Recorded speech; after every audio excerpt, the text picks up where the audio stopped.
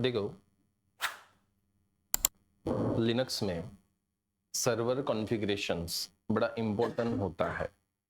हालांकि हमने शुरुआत में लिनक्स ये एक सर्वर ऑपरेटिंग सिस्टम है, इस तरह से हमने कहीं स्टेटमेंट पढ़ा है या फिर किसी ने आपको बताया होगा कि लिनक्स एक सर्वर ऑपरेटिंग सिस्टम है। तो सर्वर बड़े इंपॉर्टेंस होते हैं बिकॉज जिस ऑपरेटिंग सिस्टम को आप सीख रहे हो और उसमें आपको सर्वर कॉन्फ़िगरेशन ही नहीं करना आता, तो लिनक्स करके कोई मतलब ही नहीं फिर। इसीलिए ये सेशन हमारा सर्वर कॉन्फ़िगरेशंस के ऊपर होगा। लिनक्स में सर्वर को कैसे कॉन्फ़िगर करना है उसको हम डिस्कस करने वाले। ये पूरा कोर्स सर्वर कॉन्फ़िगरेशन का होगा। उसमें हम 12 सर्वर्स को कॉन्फ़िगर करने हैं, मतलब टोटल प्रोजेक्ट्स जो हम बनाने वाले हैं वो 12 सर्वर्स या 12 प्रोजेक्ट्स भी आप बोल सकते हो लिनक्स के अंदर। ठीक है, जैसे एग्जांपल के लिए वेबसाइट्स आप एक्सेस करते हो HTTP प्रोटोकॉल के थ्रू, तो वो वेबसाइट को लिनक्स में कैसे होस्ट करना है, उसको सिक्योरिटी कैसे इंप्लीमेंट करना है, हम यहाँ पे सीखने वाले हैं। जैसे आप मेल सर्वर को यूज करते हो, जीमेल, हॉटमेल, रेडिट मेल, तो उस सर्वर को कैसे बनाया जाता है हम यहाँ पे कॉन्फ़िगर करने वाले हैं। यही हम इस टॉपिक के अंदर या इस पूरे सिलेबस के अंदर सीखने वाले हैं। ऐसे तो बहुत सारे सर्वर्स है, टोटल 12 सर्वर्स या 12 प्रैक्टिकल्स हम परफॉर्म करेंगे या 12 प्रोजेक्ट्स आप उसको बोल सकते हो लिनक्स के अंदर। गूगल ड्राइव आपको 15 GB का स्टोरेज प्रोवाइड करता है, उसने बैकएंड में कैसे शेयर किया होगा वो हम यहाँ पे सीखने वाले हैं, जिसको हम सैन सर्वर बोलते हैं। ठीक है, नेटवर्क में डेट एंड टाइम प्रोवाइड करने के लिए एक सर्वर काम करता है जिसको हम NTP बोलते हैं। आपके विंडोज मशीन को या आपके लिनक्स मशीन को automatically date and time set करने के लिए एक सर्वर है NTP। तो उसको कैसे कॉन्फ़िगर करना है। देन DHCP नाम का सर्वर हम कॉन्फ़िगर करेंगे, जैसे कि ऑटोमेटिकली IP असाइन करने के लिए DHCP नाम का प्रोटोकॉल होता है। अभी तक तो हमने IP मैन्युअली सेट किया, ठीक है, बट यहाँ पे हम सर्वर से IP ऑटोमेटिकली सेट करने वाले, जिसके लिए DHCP सर्वर को कॉन्फ़िगर करना है। सॉफ्टवेयर आप इंस्टॉल करते हो तो मल्टीपल सॉफ्टवेयर्स एक सर्वर पे स्टोर किए जाते हैं और वो सर्वर का काम होता है क्लाइंट्स को सॉफ्टवेयर प्रोवाइड करना। तो वो पैकेज मैनेजर, पैकेज मतलब यहाँ पे सॉफ्टवेयर होता है, तो वो कैसे कॉन्फ़िगर करना है ये भी हम यहाँ पे सीखने वाले हैं। ठीक है, देन यहाँ पे हमें रिमोट एक्सेस कैसे करना है एक सर्वर से दूसरे सर्वर का या एक मशीन से दूसरे मशीन का, SSH सर्वर, वो हम कॉन्फ़िगर करेंगे। लिनक्स मशीन है दो आपके पास और दोनों लिनक्स मशीन के बीच में आपको कुछ फाइल फोल्डर शेयर करना है, तो वो कैसे किया जाता है इसको भी हम डिस्कस करने वाले। लिनक्स और सामने वाला जो मशीन है वो विंडोज है, और विंडोज और लिनक्स ये दोनों क्रॉस प्लेटफॉर्म्स है। तो इन दोनों क्रॉस प्लेटफॉर्म के अंदर आपको फाइल फोल्डर को कैसे शेयर करना है इसका भी प्रैक्टिकल हम डिस्कस करेंगे। मतलब ऐसे टोटल प्रोजेक्ट्स 12 प्रोजेक्ट्स होंगे या 12 प्रैक्टिकल्स या 12 सर्वर्स आप बोल सकते हो, जो कि हम इस सिलेबस के अंदर सीखने वाले। जैसे रेड हैट ने इस बुक का नेम दिया है RH254। RH का मतलब रेड हैट होता है, 254 जो कि एक एडवांस लिनक्स में ये आता है। पहले ये आपको RSC के अंदर ही आता था, जो कि एंसिबल की जगह ये होता था, बट अभी उन्होंने एंसिबल ऐड कर दिया RSC, और सर्वर अभी एडवांस के अंदर से आते हैं। आप उसको सर्वर हार्डलिंक्स इस तरह से भी बोल सकते हो। सर्वर्स को कैसे कॉन्फ़िगर करना है, सर्वर को कैसे सिक्योर करना है, इसका ये सिलेबस होगा हमारा।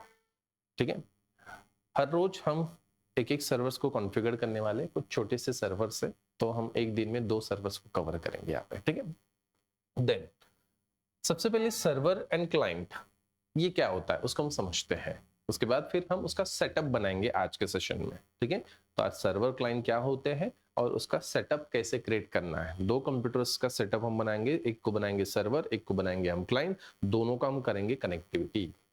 ठीक है, और इसी सेटअप के ऊपर हमें ये 12 प्रोजेक्ट्स जो कि हमने सर्वर्स हम बोल रहे हैं, तो ये हम उसी सर्वर्स के ऊपर कॉन्फ़िगर करेंगे। हर रोज हम एक एक सर्वर को डिप्लॉय करने वाले हैं।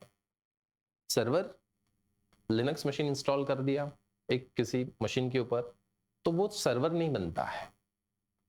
ठीक है, अभी तक आपने लिनक्स पे प्रैक्टिस किया और हम बोलते हैं लिनक्स एक सर्वर ऑपरेटिंग सिस्टम है, तो वो सर्वर नहीं बनता है। सर्वर कब बनेगा, जब उसके अंदर कुछ सर्विसेज आप कॉन्फ़िगर करोगे, जब आप उस सर्वर के अंदर कुछ सर्विसेज को कॉन्फ़िगर करोगे, कुछ प्रोटोकॉल्स आप वहां पे कॉन्फ़िगर करोगे, तब वो बनता है सर्वर। खाली लिनक्स इंस्टॉल करने से वो सर्वर नहीं बनेगा। इसके अंदर हमें एक एक सर्विस इंस्टॉल करना होता है, कॉन्फ़िगर करना होता है, तब जाके ये सर्वर वो सर्विसेज क्लाइंट को प्रोवाइड करता है। तो सर्वर का काम क्या होता है? सर्विसेज को प्रोवाइड करना। सर्वर मशीन एक पावरफुल सिस्टम या पावरफुल कंप्यूटर होता है, हमारे लैपटॉप डेस्कटॉप जैसे नहीं। ठीक है, लैपटॉप डेस्कटॉप का कॉन्फ़िगरेशन ये हम यूजर के लिए यूज किया जाता है। सुपर कंप्यूटर इस तरह के होते हैं। ये अब आगे देख सकते हैं ना, ये जो है ना, ये हार्ड डिस्क यहाँ पे लगा सकते हो आप, ये सुपर कंप्यूटर है। ठीक है, अभी मैंने एक नया सिस्टम यहाँ पे लगाया है, तो यहाँ पे एक वर्क स्टेशन है ये। ठीक है, तो वर्क स्टेशन के ऊपर फिर सर्वर्स होते हैं, तो ये हायर कॉन्फ़िगरेशन के मशीन्स होते हैं। ठीक है, तो सर्वर कंप्यूटर जो होता है, जो कि सर्विसेज एंड डेटा को क्लाइंट्स के लिए प्रोवाइड करता है, अदर कंप्यूटर्स के लिए प्रोवाइड करता है। मतलब एक सर्वर मशीन होगा जिसका काम होगा बाकी मशीन्स के लिए डेटा प्रोवाइड करना, सर्विसेज प्रोवाइड करना, रिसोर्सेज को शेयर करना।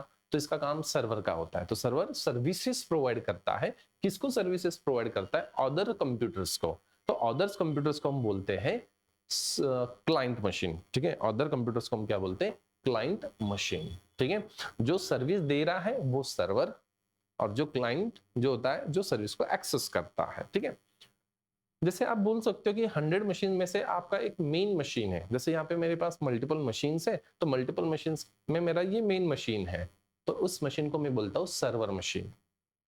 इसका काम क्या है?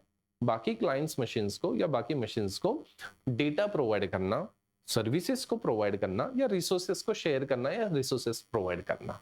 ठीक है, कोई भी रिसोर्सेज हो सकता है, जैसे आप मेल सर्विस आप प्रोवाइड कर रहे हो, स्टोरेज आप शेयर कर रहे हो नेटवर्क में। ठीक है, या फिर प्रिंटर आप शेयर कर रहे हो नेटवर्क में। तो ये इस तरह के रिसोर्सेज वो क्या करता है? क्लाइंट्स को प्रोवाइड करता है। क्लाइंट का काम उन सर्विसेज को एक्सेस करना होता है, उन रिसोर्सेज को एक्सेस करना होता है।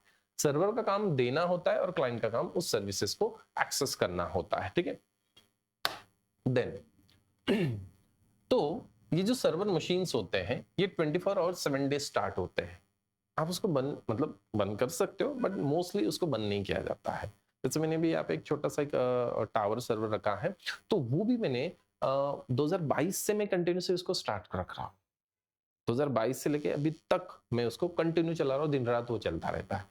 इवन आप जिस मशीन के ऊपर एग्जाम देते हो, रेड हैट का जो लैपटॉप है, तो वो मशीन भी 2020 से कंटिन्यूसली चल रहा है। 20 नहीं, 21 से वो कंटिन्यूसली चल रहा है। मतलब 4 से 5 साल से वो कंटिन्यूसली वो लैपटॉप चल रहा है।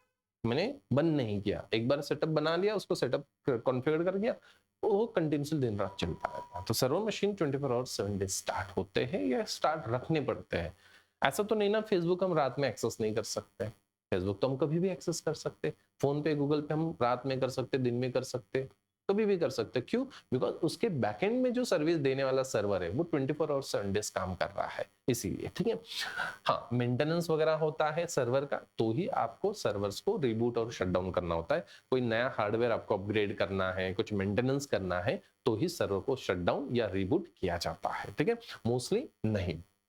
तो ये मल्टीपल क्लाइंट को क्या करता है? सेम टाइम पे हैंडल करता है। एक साथ मल्टीपल क्लाइंट को ये डेटा सर्विसेज देने का काम करता है सर्वर कंप्यूटर, जो कि एक कंप्यूटर होता है, मेन कंप्यूटर होता है। इसका सीपीयू, रैम, स्टोरेज हाई होता है।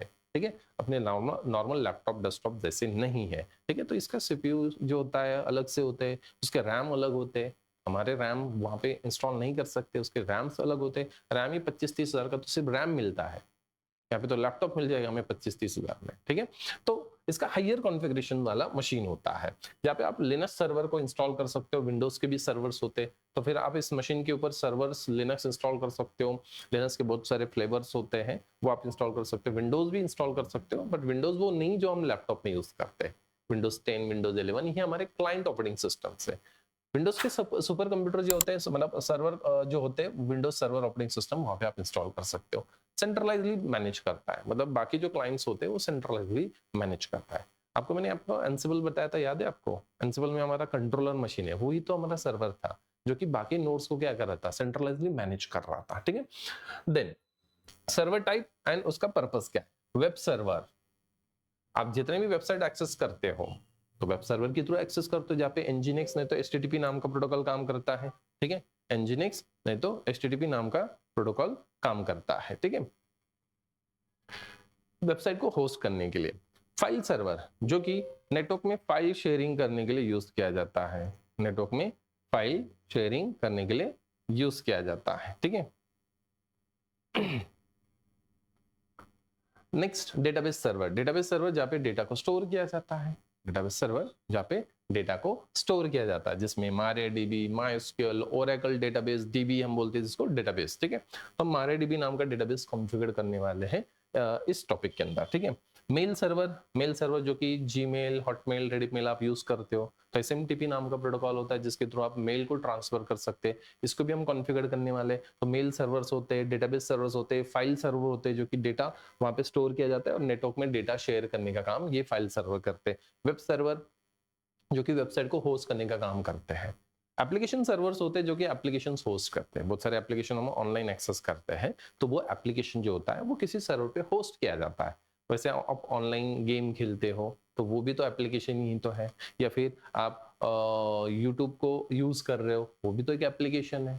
तो ऑनलाइन एप्लीकेशन है इस तरह से, ठीक है। फोन पे, गूगल पे, तो ये ऑनलाइन एप्लीकेशंस जो होते हैं वो एप्लीकेशन सर्वर पे रन किए जाते हैं। तो आपके सॉफ्टवेयर जो होते हैं, एप्लीकेशंस होते हैं, वो सर्वर पे होस्ट किए जाते हैं। तो सर्वर का काम सर्विस देना होता है और क्लाइंट का काम सर्विस को एक्सेस करना होता है। तो क्लाइंट क्या है? क्लाइंट मशीन जो होता है ये यूजर कंप्यूटर होता है या डिवाइस होता है जो कि सर्वर को रिक्वेस्ट करता है सर्विस को एक्सेस करने के लिए, ठीक है।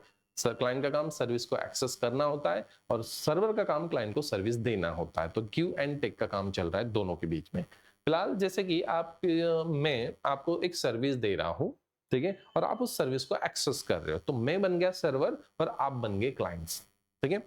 आप किसी मेडिकल स्टोर में जाते हो, वहां से आप मेडिसिन लेते हो, वो भी तो एक सेवा दे रहा है, मतलब सर्विस दे रहा है। तो आप वहां से मेडिसिन लेते हो तो वो बन गया आपके लिए सर्वर, बिकॉज वो देने वाला है और हम उस सर्विस को एक्सेस करने वाले हैं। मेडिसिन को हम ले रहे हैं मतलब एक्सेस कर रहे हैं, तो हम बन गए क्लाइंट, ठीक है। तो देने का काम सर्वर करता है और सर्विस को एक्सेस करने का काम क्लाइंट करता है। एक क्लाइंट कभी भी सर्विस नहीं दे सकता, ये याद रखना है हमेशा। क्लाइंट मशीन कभी भी सर्विस प्रोवाइड नहीं कर सकता है, उसका काम सिर्फ सर्विस को एक्सेस करना होता है। बिकॉज जो ऑपरेटिंग सिस्टम होता है वो ऑपरेटिंग सिस्टम इसी तरह से डिजाइन किया जाता है, उसका काम सिर्फ सर्विस को एक्सेस करने के लिए होता है। आप विंडोज 10 के अंदर, विंडोज 11 के अंदर कोई सर्वर डिप्लॉय नहीं कर सकते हो, कॉन्फ़िगर नहीं कर सकते हो, बिकॉज वो ऑपरेटिंग सिस्टम उसके लिए बनाया ही नहीं है। ऑपरेटिंग सिस्टम अलग होते हैं, सर्वर ऑपरेटिंग सिस्टम अलग होते हैं। विंडोज के सर्वर ऑपरेटिंग सिस्टम अलग है, जो हम यूज करते हैं वो क्लाइंट ऑपरेटिंग सिस्टम, ठीक है। तो क्लाइंट जो कि एंड यूजर होते हैं, एंड यूजर मतलब यूज करने वाले, यूजर मतलब रिसोर्सेस को यूज करने वाला, तो हम यूजर्स होते हैं। एंड यूजर जिसका काम होता है डेटा के लिए सर्विस सर्वर को रिक्वेस्ट करना, और सर्वर का काम क्या होता है? रिक्वेस्ट आया तो सर्विस देना है तो वो सर्विस प्रोवाइड करता है, ठीक है। तो ये रिक्वेस्ट करता है सर्वर के लिए। इसका जो सीपीयू मतलब इसमें जो आप यूज करते हो सीपीयू, लैपटॉप, मोबाइल, टैब, ये क्लाइंट डिवाइसेस है जो कि हम यूज करते हैं, जहाँ पे जो ऑपरेटिंग सिस्टम होता है विंडोज 10, विंडोज 11, तो वो हमारे क्लाइंट ऑपरेटिंग सिस्टम्स होता है। ये लोअर हार्डवेयर कॉन्फ़िगरेशन होता है, मतलब हार्डवेयर का जो कॉन्फ़िगरेशन होता है ये लोअर होता है कंपेयर टू सर्वर। सर्वर से आप कंपेयर करते हो तो ये लोअर कॉन्फ़िगरेशन का होता है, ठीक है। तो पीसी जिसमें लैपटॉप और डेस्कटॉप आता है, उसके ऊपर जो कंप्यूटर आते हैं तो वर्क स्टेशन आते हैं। वर्क स्टेशन जो आपके सामने ये वर्क स्टेशन है अभी, ठीक है, ये नॉर्मल मशीन नहीं है, ये वर्क स्टेशन है। जो पीछे आपको दिख रहे हैं वो आपके पीसी है, कंप्यूटर है, डेस्कटॉप है। जो आप प्रैक्टिस करो लैब में वो कंप्यूटर है, सादे कंप्यूटर्स है, ठीक है। हाँ, ये जो होते हैं वो वर्क स्टेशन होते हैं। वर्क स्टेशन के ऊपर फिर आपके सर्वर्स आते हैं, जिसमें rack server, blade server, tower server, जो कि प्रोडक्शन लेवल में आप उसको देखोगे, ठीक है। देन कुछ दिन के बाद मैं सर्वर परचेस करने वाला हूं, तो मैं आपको दिखा दूंगा सर्वर कैसे होता है एक्चुअल में, ठीक है। तो बड़े अलग अलग कंपनी के होते हैं, डेल, लिनो, अलग अलग कंपनी के आप सर्वर्स ले सकते हो, एचपी के होते हैं। तो ये हमारा क्लाइंट मशीन है। आज के सेशन में हमें सर्वर एंड क्लाइंट इन दोनों का सेटअप क्रिएट करना है। हालांकि ये सेटअप हम वर्चुअलाइजेशन के अंदर मतलब वीएमवेयर सॉफ्टवेयर के अंदर करने वाले हैं। आपके पास लैपटॉप है, लैपटॉप में आपको वीएमवेयर इंस्टॉल करना है और वहां पे सर्वर और क्लाइंट दोनों मशीन का इंस्टॉलेशन करने वाले, ठीक है। पहले तो मैं आपको बता दूंगा, बाद में आप खुद सेटअप बनाओगे, किसी का हेल्प नहीं लोगे, ठीक है। या फिर इससे बना लिया उससे बना लिया, ऐसा नहीं करोगे, खुद ही क्रिएट करना है, ठीक है। अभी आपको लिनक्स थोड़ा थोड़ा आता है, लिनक्स को कैसे यूज करना है, तो अभी हमें खुद ही सेटअप क्रिएट करना है, ठीक है। तो मैं आपको बता दूंगा कैसे सेटअप क्रिएट करना है और कनेक्टिविटी वगैरह कैसे करना है, ठीक है। देन तो सर्वर एंड क्लाइंट के बीच में कम्युनिकेशन कैसे होता है? ये सर्वर मशीन होता है, जैसे ये रैक्स है और रैक के अंदर सर्वर को फिट किया जाता है, तो बड़े बड़े रैक्स होते हैं, ठीक है। वैसे फ्लोर रैक्स अलग होते हैं, वॉल रैक अलग होते हैं, ठीक है। तो छोटे छोटे होते हैं वॉल रैक, पर फ्लोर रैक बड़े बड़े होते हैं जिसमें आपके सर्वर नेटवर्क डिवाइसेस वहां पे इंस्टॉल किए जाते हैं। तो इस तरह से होते हैं रैक्स, ठीक है। तो ये सर्वर है और ये एंड यूजर है जो कि क्लाइंट अपने लैपटॉप डेस्कटॉप मोबाइल से सर्विसेज को एक्सेस कर रहा है। तो क्लाइंट सर्विस के लिए रिक्वेस्ट करता है किसको? सर्वर को रिक्वेस्ट करता है। जैसे ये चला रहा है www.google.com, मतलब वेब पेज को एक्सेस कर रहा है। ये रिक्वेस्ट किसके पास जाएगा? सर्वर के पास जाएगा। सर्वर उस रिक्वेस्ट के ऊपर प्रोसेस करेगा कि क्लाइंट का रिक्वेस्ट क्या है, ठीक है, उसके ऊपर प्रोसेस करेगा और प्रोसेस करने के बाद फिर वो क्या करेगा? उसको रिस्पॉन्ड करेगा। जैसे उसने पेज एक्सेस किया तो पेज आपको दे देगा, किसी ने स्टोरेज को एक्सेस किया होगा तो वो स्टोरेज उसको दे देगा, ठीक है। हालांकि सिक्योरिटी भी चेक किया जाता है किसको एक्सेस देना है, किसको एक्सेस नहीं देना है। आपने तो उसको ब्लॉक किया है और वो फिर वो रिक्वेस्ट कर रहा है तो उसको वो डेटा नहीं दिया जाएगा, वो सर्विस का एक्सेस नहीं दिया जाएगा। तो सर्वर ये प्रोसेस करके वो चेक करता है और उसके बाद फिर रिस्पॉन्ड करता है सर्वर और क्लाइंट को रिजल्ट मिल जाता है। मतलब यहाँ पे आपको वेबसाइट वगैरह जो भी है वो आपको मिल जाता है। हालांकि जब भी हम कभी वेबसाइट एक्सेस करते हैं, किसी वेबसाइट को हम जाते हैं अपने ब्राउजर पे एक्सेस करते हैं, तो उसका एक बैकग्राउंड का प्रोसेस है। मैं आपको एक टॉपिक में बताऊंगा वो प्रोसेस कैसे होता है। जब भी हम www.google.com और एंटर देते हैं, हमें तो कुछ ही सेकंड में गूगल का पेज मिल जाता है, बट एक्चुअल में बैकग्राउंड में क्या होता है उसका एक प्रोसेस में एक टॉपिक के अंदर बताने वाला हूं आपको, ठीक है। देन जैसे कि हमने www.google.com चलाया, रिक्वेस्ट ब्राउजर के थ्रू हमने एक्सेस किया क्लाइंट, और जैसे ये ब्राउजर पे www.google.com चला रहा है, रिक्वेस्ट जाएगा वाया इंटरनेट के थ्रू गूगल सर्वर के पास, और गूगल सर्वर का काम क्या है? उस रिक्वेस्ट को रिस्पॉन्ड करना, ठीक है। तो वो पेज जो भी है वो इसके पास मिल जाएगा। और यहाँ पे गूगल सिस्टम क्या है? सर्वर है। और हमारा जो सिस्टम है जहाँ पे हम ब्राउजर से एक्सेस कर रहे हैं, फिर वो मोबाइल है, टैब है, लैपटॉप है, डेस्कटॉप है, ठीक है। तो वो सारे हम क्या है? क्लाइंट्स हैं, एंड यूजर्स है, ठीक है। तो लैब सेटअप कैसे क्रिएट करना है? आरएचएल वर्जन 10 के अंदर ये पूरा सिलेबस जो है हम सर्वर कॉन्फ़िगरेशन लेटेस्ट वर्जन के अंदर सीखने वाले, आरएचएल वर्जन 10, जिसके अंदर हम ये 12 प्रोजेक्ट्स कॉन्फ़िगर करने वाले या सर्वर्स कॉन्फ़िगर करने वाले हैं। तो लैब सेटअप में आपके पास 2 मशीन्स होने चाहिए। 2 ऑप्शंस है, आप 2 फिजिकल मशीन ले सकते हो, लिनक्स डायरेक्ट इंस्टॉल कर लो, ठीक है। एक को बनाओ सर्वर, एक को बनाओ क्लाइंट, ठीक है, इस तरह से। बट उसके लिए आपके पास 2 मशीन होनी चाहिए। फिजिकल मशीन की बात हो रही है, जैसे कि 2 लैपटॉप, 2 कंप्यूटर्स होनी चाहिए, ठीक है। देन दोनों को एक केबल से कनेक्ट कर देना है, दोनों को एक केबल से कनेक्ट कर देना है, ठीक है। आप चाहते हो कि इस तरह का फिजिकल सेटअप बनाना, तो फिर मैं आपको मशीन अवेलेबल करके दूंगा, तो आप यहाँ पे सेटअप बना सकते हो लैब में, ठीक है। या फिर दूसरा ऑप्शन क्या है? वर्चुअलाइजेशन, वीएमवेयर के अंदर फिर हम अपना 2 मशीन बनाएंगे, जो कि मैं आपको जो पढ़ाने वाला हूँ वो वीएमवेयर के अंदर ही पढ़ाने वाला हूँ, ठीक है। तो वीएमवेयर के अंदर हम क्या करेंगे? 2 मशीन बनाएंगे, एक बनाएंगे सर्वर और एक बनाएंगे हम क्लाइंट। सर्वर एंड क्लाइंट, इस तरह के 2 मशीन हम क्रिएट करेंगे, एक को बनाएंगे सर्वर, एक को बनाएंगे क्लाइंट। एक ही लैपटॉप पे हम प्रैक्टिस कर सकते हैं, ठीक है। देन सर्वर कॉन्फ़िगरेशन किस तरह से होगा? सर्वर कॉन्फ़िगरेशन के लिए आपको हार्ड डिस्क लेना है 30 जीबी। आप चाहे तो इससे ज्यादा भी ले सकते हो, बट मिनिमम 30 जीबी ठीक है। 30 जीबी में हमारे पूरे प्रैक्टिकल्स, पूरे प्रोजेक्ट्स होने वाले हैं। तो 30 जीबी आपको मिनिमम चाहिए, मैक्सिमम आप 50 जीबी 100 जीबी भी ले सकते हो, ठीक है। देन उसके बाद पार्टीशन क्रिएट करना है ऑटोमेटिकली, जिस तरह से हम बनाते हैं पार्टीशन हमें ऑटोमेटिकली क्रिएट कर लेना है। आप चाहे तो मैन्युअली भी बना सकते हो।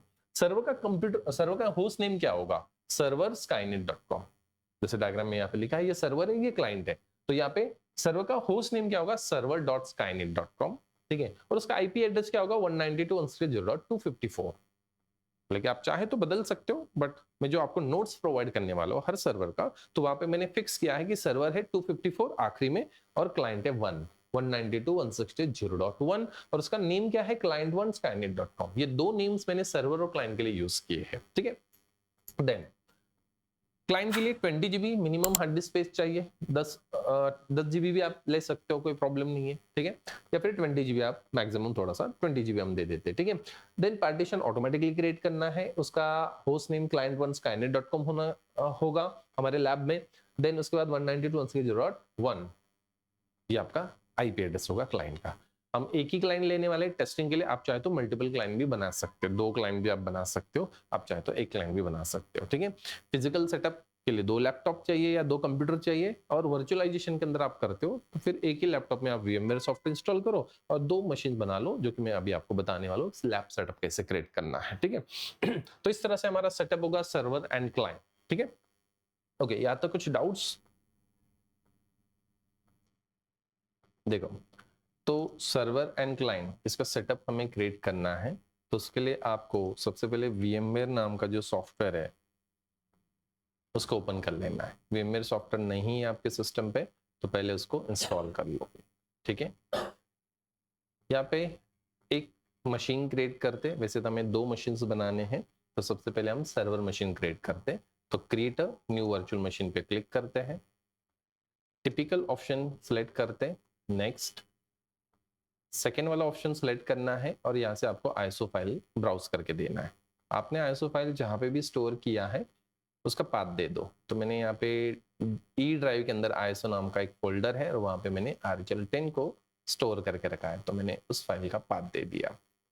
नेक्स्ट के ऊपर क्लिक करना है, क्लिक ऑन नेक्स्ट। लिनक्स को सेलेक्ट करना है और लिनक्स में वर्जन आपको लेना है रेड हैट एंटरप्राइज लिनक्स 964। आपके केस में 9 की जगह 10 आ रहा है तो आप 10 भी ले सकते हो, ठीक है। नेक्स्ट, इस मशीन को नेम प्रोवाइड करते, तो नेम हम दे देते यहाँ पे RHEL10-server, ठीक है। नेम प्रॉपर देना है जिससे हम आइडेंटिफाई कर सके कि ये हमारा कौन सा मशीन है। जिस तरह से यहाँ पे देखो मैंने रेड हैट एंटरप्राइज लिनक्स 10 ये नेम दिया है, computer name, virtual machine name, ठीक है। तो उसी तरह से ये वर्चुअल मशीन का नेम कहाँ पे स्टोर करना है, तो आप सी ड्राइव में कर सकते हो, तो मेक श्योर कि आपके सी ड्राइव खाली होना चाहिए, ठीक है। 10 GB के आसपास फ्री स्पेस होना चाहिए सर्वर क्लाइंट के लिए सी ड्राइव के अंदर। नहीं है तो आप ब्राउज करके भी पाथ चेंज कर सकते हो, आपको पाथ चेंज करना है तो आप पाथ चेंज कर सकते हो। तो मैं यहाँ पे सर्वर मशीन्स सी ड्राइव के ऊपर इंस्टॉल कर रहा हूँ। सर्वर के लिए 30 GB मिनिमम साइज देना है, आप चाहे तो बढ़ा भी सकते हो, तो 30 GB सफिशिएंट है प्रैक्टिस के लिए। Click on next and then finish के ऊपर क्लिक कर देना है, ठीक है। यहाँ पे डिस्प्ले के ऊपर क्लिक करना है और ये जो ऑप्शन है अनटिक कर देना है 3D ग्राफिक, ठीक है। बिकॉज वो RHEL10 में आगे जब हम प्रोसेस करते हैं तो वाइट स्क्रीन आता है, आगे कंटिन्यू होता है, तो रिजोल्यूशन का कुछ इश्यू आता है, तो दैट्स वाई हमने इसे अनटिक कर दिया। ओके के ऊपर क्लिक कर देना है। 2 GB रैम मिला, 2 CPU मिला, 30 GB हार्ड डिस्क, यहाँ पे हमने ISO फाइल दिया। Click on power on this virtual machine, ठीक है। तो वहाँ पे क्लिक करना है, मशीन स्टार्ट होगा। फुल स्क्रीन करना है तो आप यहाँ से फुल स्क्रीन कर सकते हो, क्लिक हियर, फुल स्क्रीन हो गया। सेलेक्ट करना है first option, install red Hat Enterprise Linux, enter. अभी इंस्टॉलेशन कैसे करना है हमने शुरुआत में ही देखा है, तो मैं ज्यादा एक्सप्लेन नहीं कर रहा हूँ, मैं सिर्फ जो स्टेप्स परफॉर्म करना है मैं उसको एक्सप्लेन करूंगा, ठीक है। ओके, तो welcome to Red Hat Enterprise Linux 10। कौन से लैंग्वेज से आपको इंस्टॉलेशन कंप्लीट करना है, तो डिफॉल्ट लैंग्वेज इंग्लिश ही है। Click on continue.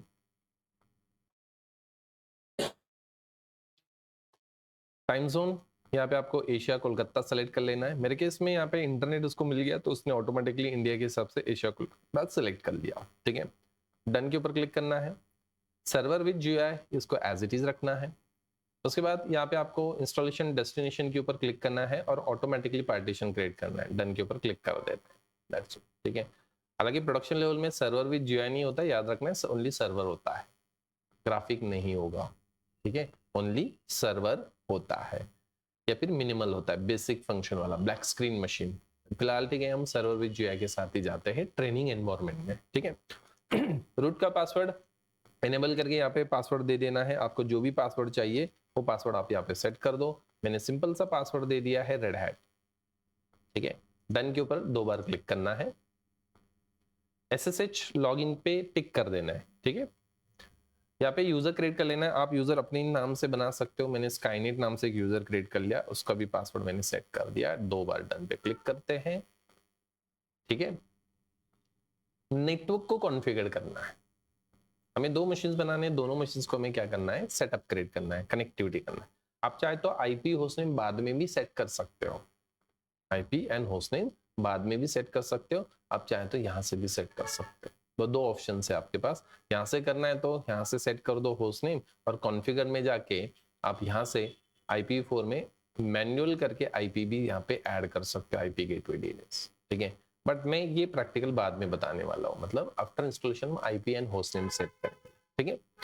तो इसको मैं एज इट इज रखता हूँ एंड देन बिगिन इंस्टॉलेशन के ऊपर क्लिक कर देते हैं। इंस्टॉलेशन स्टार्ट हो गया। ये हमने सर्वर इंस्टॉलेशन के लिए लगा दिया। नेक्स्ट क्लाइंट का भी इंस्टॉलेशन हम क्रिएट कर लेते हैं, मतलब इंस्टॉलेशन क्लाइंट को भी क्रिएट कर लेते हैं। यहाँ पे क्लिक करते हैं, टिपिकल ऑप्शन के साथ जाते हैं, मिडल वाला ऑप्शन सेलेक्ट करते हैं, ब्राउज करते हैं, आईएसओ फाइल को सिलेक्ट करना है, ओपन के ऊपर क्लिक करना है, नेक्स्ट। लिनक्स और लिनक्स में वर्जन 964 बिट। नेक्स्ट यहाँ पे हम नेम दे देते हैं RHEL 10 क्लाइंट, ठीक है। सी ड्राइव के अंदर ये इंस्टॉल होगा। नेक्स्ट के ऊपर क्लिक करते हैं, 20 GB सफिशिएंट है क्लाइंट के लिए। फिनिश के ऊपर क्लिक कर देते हैं। डिस्प्ले के ऊपर क्लिक करना है, यहाँ पे आपको अनटिक करना है ऑप्शन को एंड देन ओके के ऊपर क्लिक कर देना है। Power on this virtual machine. अब एरो से फर्स्ट ऑप्शन सेलेक्ट करना है, एंटर देना है।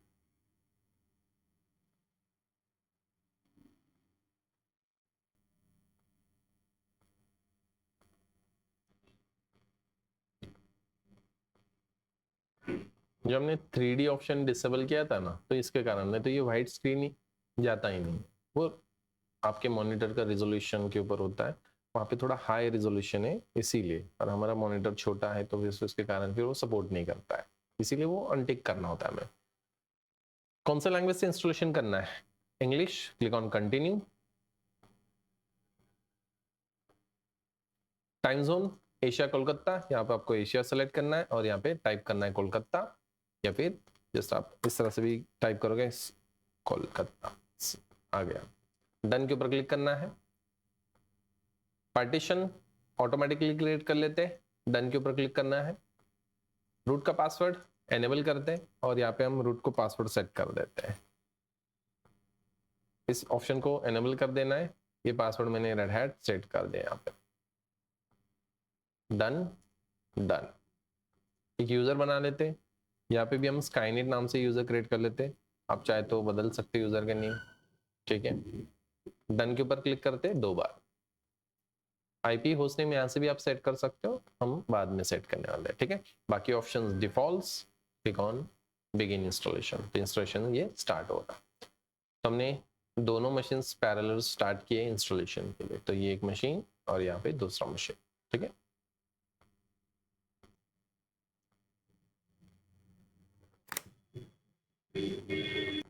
ओके तो देखो इंस्टॉलेशन कंप्लीट हो चुका है। तो यहाँ पे आपको क्लिक करना है रिबूट सिस्टम के ऊपर।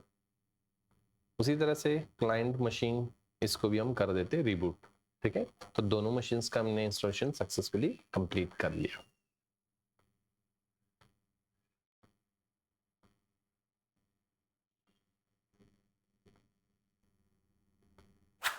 Server machine, client machine. यहाँ पे आपको नॉट लिस्टेड के ऊपर क्लिक करना है, रूट यूजर से एक्सेस करना है, एंटर। ड्यूरिंग इंस्टॉलेशन जो पासवर्ड आपने दिया था उससे लॉग इन कर लेना है, ठीक है। जैसे कि हमने रेड हैट पासवर्ड दिया था ड्यूरिंग इंस्टॉलेशन, एंटर। हमने सर्वर मशीन को एक्सेस किया, उसी तरह से आपको क्लाइंट मशीन को भी एक्सेस कर लेना है। नॉट लिस्टेड, रूट और password is red hat, enter.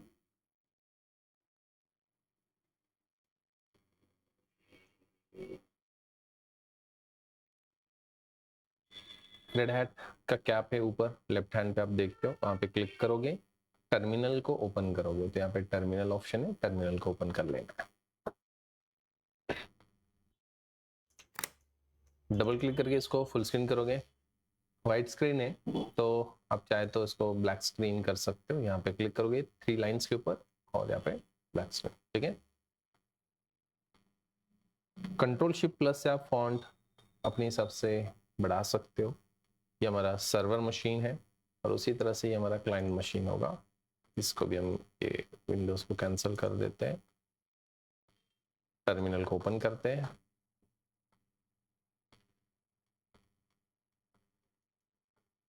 Control shift से आप जूम कर सकते हो। ठीक है, यहाँ पे मैं क्लिक करता हूँ, ब्लैक स्क्रीन। चलो हम इसका ना स्क्रीन चेंज कर देते हैं, मतलब बैकग्राउंड। ठीक है, प्रेफरेंसेस में जाना है और ठीक है, ये क्लाइंट के लिए, जैसे कि हमें आइडेंटिफिकेशन के लिए इजी होगा कि क्लाइंट का थीम बैकग्राउंड का ये है। ठीक है, ऐसा। और आप चाहे तो थोड़ा ब्राइट कर सकते हैं इसको। ये क्लाइंट का रहेगा। ठीक है, आइडेंटिफिकेशन के लिए थोड़ा इजी होगा इसीलिए। बाकी दोनों सर्वर को आईपी एड्रेस सेट कर देते हैं। ये हमारा सर्वर मशीन है, ठीक है, और ये हमारा क्लाइंट मशीन है। तो सर्वर को आईपी सेट करना है, तो उसके लिए कमांड क्या होता है, nmcli कनेक्शन शो। अब कनेक्शंस आप देख सकते हो, ENS 160 नाम से एक इथरनेट कार्ड है, उसको हम आईपी सेट करते हैं।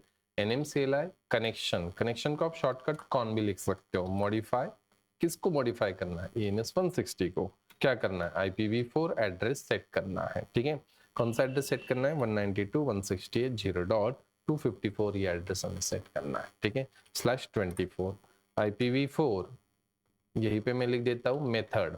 तो मेथड क्या है, मैन्युअल। यहीं पे मैं लिख देता हूँ IPv4, गेटवे देना है तो गेटवे वगैरह, DNS देना है तो DNS, इस तरह से भी आप सेट कर सकते हो। एक ही कमांड में हम लिख सकते हैं। तो मुझे मेथड सेट करना है और आईपी सेट करना है, वाली गेटवे DNS की जरूरत नहीं है फिलहाल। ठीक है, तो इसको हम सेट कर दिया। फिर nmcli कनेक्शन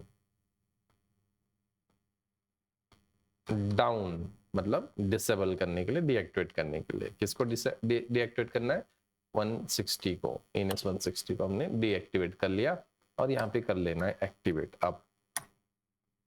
ठीक है, तो हमने आईपी सेट कर लिया। गेटवे DNS की जरूरत नहीं है, खाली आईपी सेट करना है। आईपी क्या सेट करोगे, सर्वर के लिए 254। फिर होस्ट नेम सेट कर लेना है। होस्ट नेम CTL कमांड होता है, host name CTL set host name, और सर्वर का होस्ट नेम हम serverskynet.com सेट करने वाले हैं। तो serverskynet.com आप चेक कर सकते हो, host name serverskynet.com। IP address check करने के लिए if config कमांड होता है, IPEDDR भी आप यूज कर सकते हो। ये देखो हमने आईपी सेट कर लिया। ठीक है, या फिर आप चाहे तो IPEDDR से भी देख सकते हो, 192.168.0.254 हमने सेट कर दिया। ठीक है, इस टर्मिनल को क्लोज करते, बिकॉज यहाँ पे फिलहाल जो होस्ट नेम है वो लोकल होस्ट ही बता रहा है। तो टर्मिनल को क्लोज करके दोबारा ओपन करते हैं।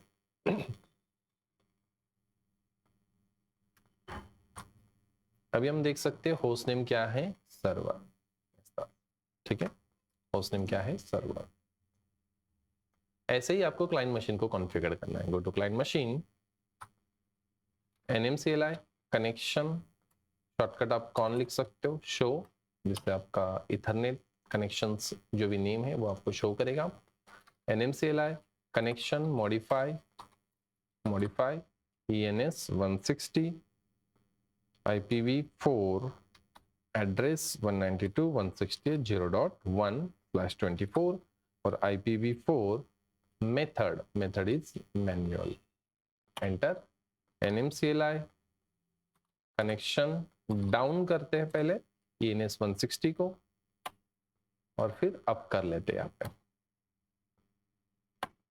ठीक है, उसके बाद होस्ट नेम सेट कर देते हैं। Host name CTL set host name, इसको हम देते हैं client1 skynet.com। ठीक है, होस्ट नेम से आप होस्ट नेम चेक कर सकते हो, IPEDDR नहीं तो if config से आप IP देख सकते हो। ठीक है, ये देखो हमने IP सेट कर लिया। ठीक है, तो चलो हमने सर्वर और क्लाइंट, हाँ इसको भी हम टर्मिनल को क्लोज करते हैं, दोबारा टर्मिनल को ओपन करते हैं।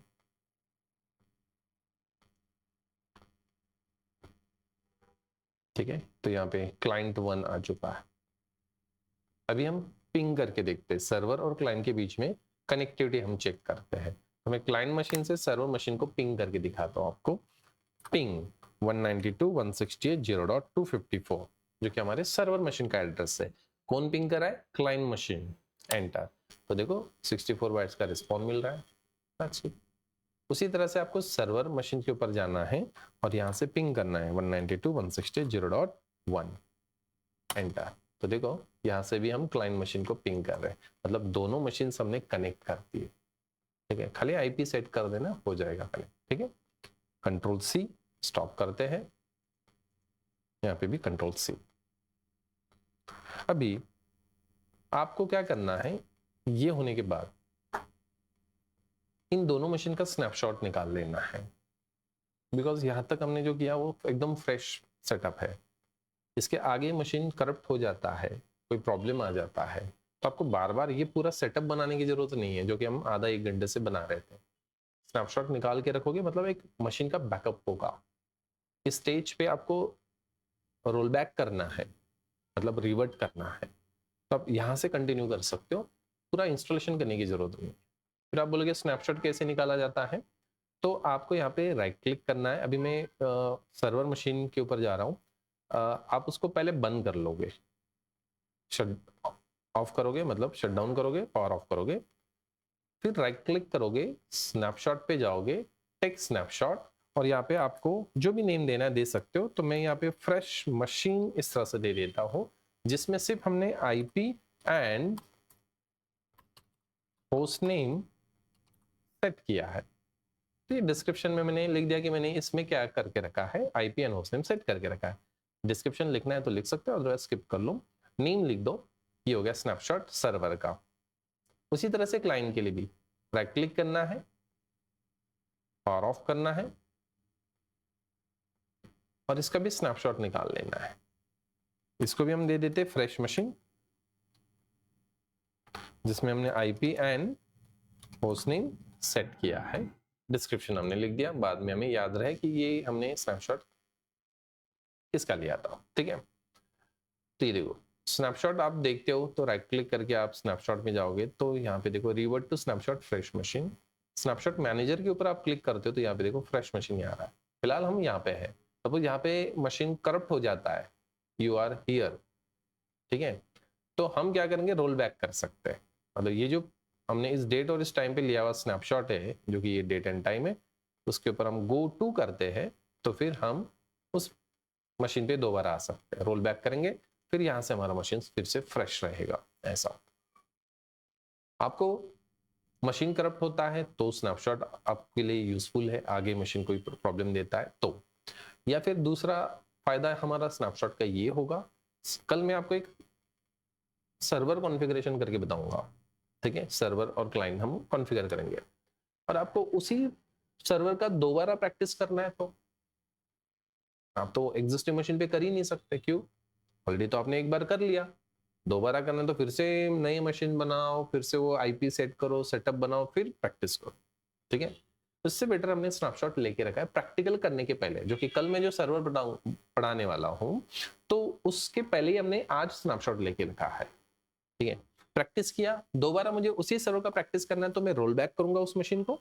ठीक है, और फिर वो सर्वर का प्रैक्टिस दोबारा कर सकते हैं। तो दो फायदे हैं कि आपको बार बार उसी सर्वर का प्रैक्टिस करना है, तो आपने पहले स्नैपशॉट लेके रखा है तो बेटर है, या फिर आगे मशीन करप्ट हो जाता है तो आप रोल बैक कर सकते हो अपने मशीन को। ठीक है, तो उसके लिए हमें स्नैपशॉट लेके रखना है। आप रन टाइम में भी स्नैपशॉट ले सकते हो, बट वो थोड़ा हैंग हो जाता है सिस्टम। ठीक है, इसीलिए मैंने मशीन को बंद किया और फिर स्नैपशॉट निकाल के बताया। ठीक है, तो इस तरह से आपको सेटअप क्रिएट करना है। सेटअप आज ही बना लोगे तो कल से हम एक एक सर्वर का प्रैक्टिकल करने वाले हैं। ठीक है, ओके, यहाँ तक कुछ डाउट्स है तो पूछ सकते हो आप।